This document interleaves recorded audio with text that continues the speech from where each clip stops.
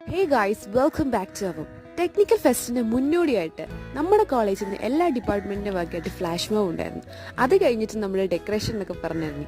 പിന്നെ അന്നത്തെ first day എന്ന് പറയുന്നത് ഭയങ്കര രസമുള്ള ഏർപ്പാടായിരുന്നു.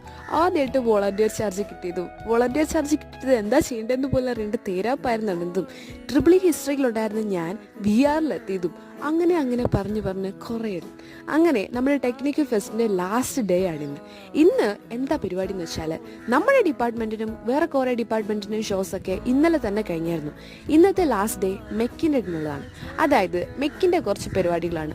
ഓട്ടോ ഷോസ് ഉണ്ട്, പിന്നെ എന്താ പറയുക, ബൈക്ക് റൈഡ്സ് ഉണ്ടായിരുന്നു, ബൈക്ക് സ്റ്റണ്ട്സ് ഉണ്ടായിരുന്നു. അങ്ങനെ നമ്മൾ ഓരോ കാര്യങ്ങൾ.